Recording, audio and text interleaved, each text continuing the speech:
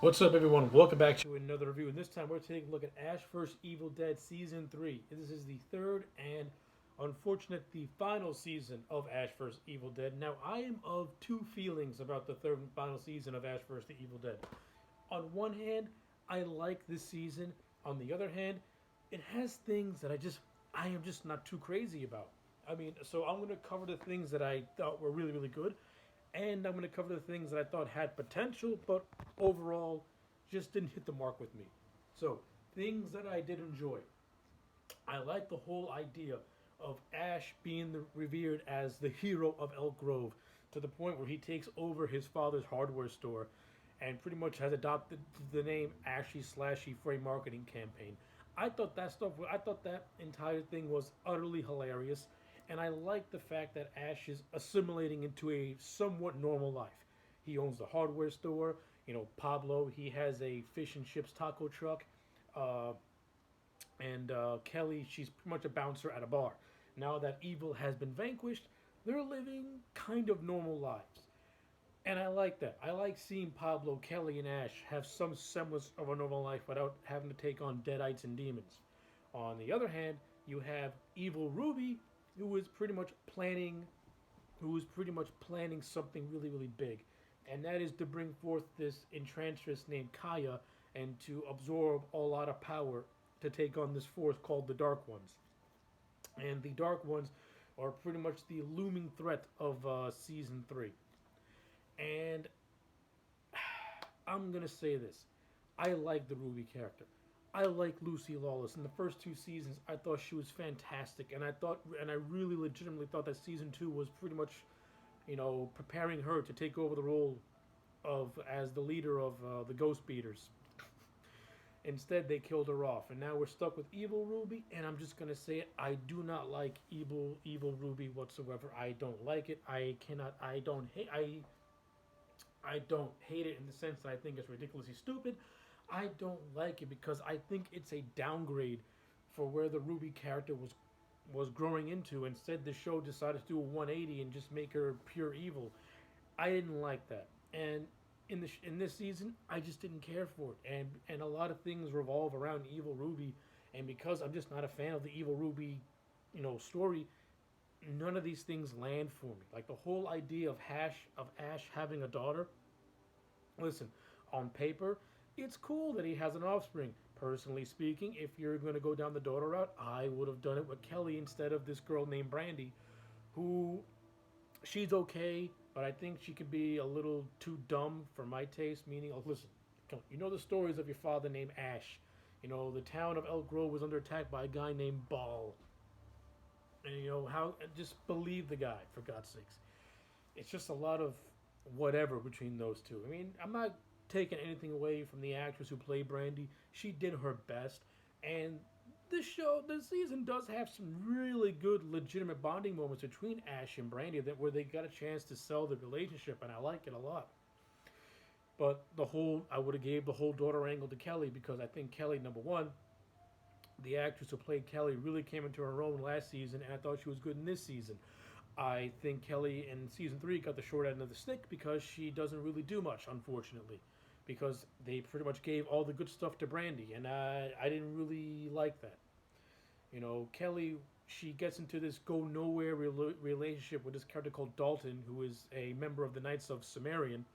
The character of Dalton pretty much dies in episode 3. Then he makes like peppered appearances here and there. It doesn't really do much. Kelly, for most part, number one, Kelly dies and her soul is trapped, and then Ruby puts this Kaya deity into Kelly's body. So pretty much Kelly is being used as a vessel of evil from another evil force. She's completely wasted, and I didn't like that whatsoever. She was pretty much just used just as a villain, and I didn't like that at all. But I did like the stuff that went on with Pablo. In this season, Pablo, starts to ascend to become El Brujo Especial, and I like all that. It's a payoff to the Necronomicon bonding with Pablo, and now Pablo is starting to, and now the Pablo character, he now has a foot in each world. He has a foot in the real world and a foot in the demon world, because now he's becoming a Brujo. I like all that stuff. I like the metamorphosis of Pablo's character into something more. So, and now of course, since there's no season four, we really didn't get to see the full extent of Pablo as what Pablo can do as a Brujo. But what season three was teasing and developing, I was liking it a whole lot, and it's refreshing. And of course, I didn't really care for the fact that Pablo was turned into a Deadite. I mean, this is the third season in the row where they tease a Pablo death, and I'm just not liking that. But in this season, they killed Kelly. Kelly was dead, and she was trapped in the Deadite realm until she was finally resurrected in the like episode 9, of which finally gets resurrected after they kill Kaya, after the Dark Ones come to the real world and kill Kaya. So yeah, that's whatever. The whole subplot of Brandy having a guidance counselor named Miss Previtt, who is of course who Ruby is impersonating. That whole subplot is just completely goes nowhere. I mean, it does lead to a pretty entertaining scene where Previtt where Ruby gives birth to a demon baby, and Ash and the demon baby have a really entertaining bloody brawl instead of a house. That was fun. I'm not a big fan that they did another Evil Ash storyline in this season. I mean, come on, how many times can we do Evil Ash? You know, there are two things in Evil Dead that I'm starting to get sick of. I'm sick of seeing the damn cabin, and I'm sick and tired of seeing Evil Ash every 5 seconds. It was done perfectly in Dead by Dawn. It was done hilariously in Army of Darkness. You did it in season 1, which I understand. They did it again in season 2, and now they're doing it again in season 3. I mean, come on already. Back off with the Evil Ash stuff. Listen, it's entertaining seeing Bruce Campbell act against himself as the good Ash and bad Ash. That is always entertaining, but come on. We've been there, we've done that. It's time to move away from Evil Ash. I don't want to see it anymore. Give me something new with the Evil Dead. No, it's like the Evil Dead has become very, very formulaic. It's cabin, Evil Ash. Cabin, Evil Ash. It never breaks the norm. It doesn't do anything creative. I mean, like the gore effects and all that stuff. That's always going to be creative, and that's always going to be good. But certain story beats, they just keep getting recycled, and it's really getting tiring to see. And the Evil Dead to me starts to spin its wheels when it keeps relying on the same old things because the audience is going to get tired of it. I mean, some may not. Me personally, I think the Evil Dead is capable of so much more, but they keep relying on the old tropes, and I don't like seeing that stuff. I mean, like I said, to season's 3 credit, it attempts to do something different. You know, you give Ash a kid. You know, we start to see Ash. You know, Ash starts to mature now because now he's a father. I mean, he's still the lovable buffoon that he's always been, but now he's a father. To tell you the truth, Ash to me was always a father. If you go to seasons 1 and 2, he pretty much views Kelly and Pablo as his children. When you actually watch those seasons back to back, Ash cares for them as if he is their father. So the whole Brandy aspect to me, no reason why you couldn't just combine Brandy with Kelly would have been so much better. Since Kelly is more like Ash, and to me, take away the fact that Brandy's Ash's kid, she doesn't really do anything in this season. She just screams and complains. Screams and complains. She has an entertaining scene when she's trapped in a shed taking down a phone that's impersonating her dead mother. That's pretty much it. She doesn't really add much. And they kill her off and then she gets resurrected. It's dumb. It was like a cheap thing to tug at your heartstrings. I didn't like it whatsoever. Uh, but I do like that this season did have some high stakes because pretty much at the end of in the season finale they have to go against this overgrown beast called Kandar, and to the show's credit, they really made the last 2 episodes feel like, yo, this could be the end. You know, this could be the end of Ash, and this could be the end of his friends. So I like how it had very, very high stakes. And if the show would have ended with Ash making the hero's sacrifice, going out like a champion, that would have been perfect. I did not like the ending overall. Now, I appreciate the fact that they wanted to pretty much do a make good because Sam Raimi did not get the chance to do his original ending for Army of Darkness. So, as a way of homaging that and trying to do it in a make good to Sam Raimi, I understand that. However, it leaves a story thread open, and I need some closure with that. Because what happened to Pablo, Kelly, and Brandy after Ash pretty much left them?